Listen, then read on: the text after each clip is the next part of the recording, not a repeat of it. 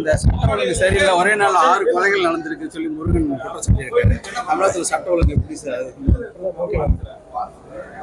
அதாவது பரவலாக தனிப்பட்ட முறையிலே மக்களுடைய காழ்ப்புணர்ச்சி காரணமாக பல நாடு முழுவதும் இது போன்ற குற்றங்கள் நடைபெறுகின்றன. தமிழ்நாட்டில் 6 கொலைகள் நடந்திருக்கிறது என்றால் இவர்கள் ஆளுகிற உத்தரப்பிரதேசத்தில் எவ்வளவு கொலைகள் நடந்திருக்கிறது என்ற கணக்கை எங்களால் சொல்ல முடியும். அது நாங்கள் சொல்லுவது தேவையில்லை. காரணம், மக்களிடம் இது போன்ற கோபதாபங்கள் ஏற்பட்டிருப்பது. அதை சரி செய்ய வேண்டும், அதை மக்களை திருத்த வேண்டும். அதற்கு எதிராக நாம் நடவடிக்கைகளை மேற்கொள்ள வேண்டும். அதுதான் ஒரு அரசாங்கத்தின் பணி.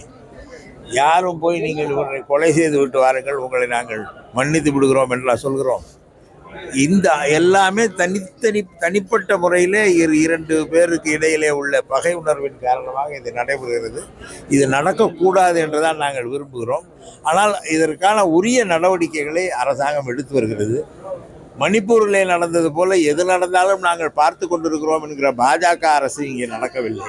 அங்கே என்ன நடந்தாலும் அவர்கள் பார்த்து கொண்டிருக்கிற அரசு. அதை பற்றி பிரதமரும் கேட்க மாட்டார், உள்துறை அமைச்சரும் கேட்க மாட்டார், அந்த கட்சியும் கேட்காது.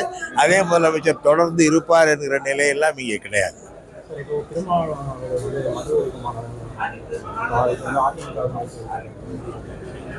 மது ஒழிப்பு, மதுவை கொண்டு வந்தவர்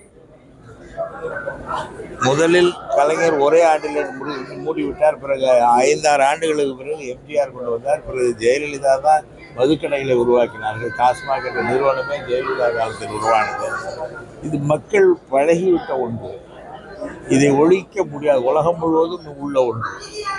குஜராத்திலே இன்று வரை மது விலக்கு உண்டு. ஆனால் அங்கே போதைப் பொருள்கள் துறைமுகத்திலே, இங்கே அதானி துறைமுகத்திலேயே போதைப் பொருள்களை பிடித்திருக்கிறார்கள், மதுவை பிடித்திருக்கிறார்கள் என்ற நிலை தான் இருக்கிறது. மக்களுக்கு மனமாற்றத்தை ஏற்படுத்த வேண்டுமே தவிர இதை தடுத்து நிறுத்தினால் அதன் விளைவுகள் வேறாகும். அவங்க எப்படி பங்கேற்பாங்க? அவங்க மாநிலங்களில் இல்லை, அதிமுக காலத்தில் இல்லை. டாஸ்மாக் யாரோ கொண்டு வந்தாங்க, காங்கிரஸ் ஆட்சி காலத்தில் வந்தாங்கன்னு சொல்லிட்டு அது செய்ய போகிறாங்களா? எல்லாதானே டாஸ்மாக் நிறுவனத்தை உருவாக்கியவர். பிறகு எப்படி எதை சொல்லி அவர்கள் மது ஒழிப்புக்கு பேசப் போகிறார்கள் என்று பார்ப்போம், வேடிக்கை பார்ப்போம்.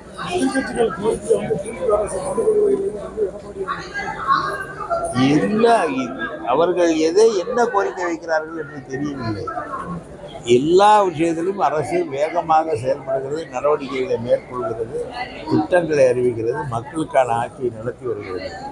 இவர்களுக்கு பிடிக்கவில்லை என்பதற்காக எதையாவது சொல்லிக் கொண்டு போகிறார்களே தவிர குறிப்பிட்டு இந்த தவறு இந்த ஆட்சியால் நடந்தது என்று இதுவரை அவர்களால் சொல்ல முடியவில்லை.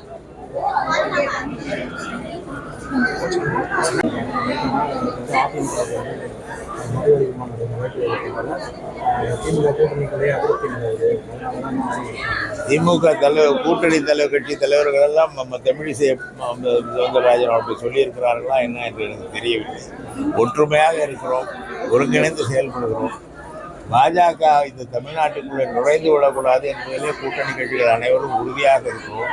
சில கொள்கை அடிப்படையிலே சில பிரச்சனைகள் எப்பொழுதுமே எழும். இடதுசாரி கம்யூனிஸ்ட் கட்சிகளுக்கு பொருளாதார கொள்கை முக்கியம், எங்கள் திமுகவுக்கு சமூக நீதி கொள்கைகள் முக்கியம் என்ற வகையிலே ஒரு சின்ன பிரச்சனைகள் வரத்தான் செய்யும். அதற்காக கூட்டணி உடைந்து விட்டது என்று யாரும் சொல்ல முடியாது. இந்த கட்சி கொள்கையை அவர்கள் நிறைவேற்றுகிறார்கள், அது உறுதி பேசுகிறார்.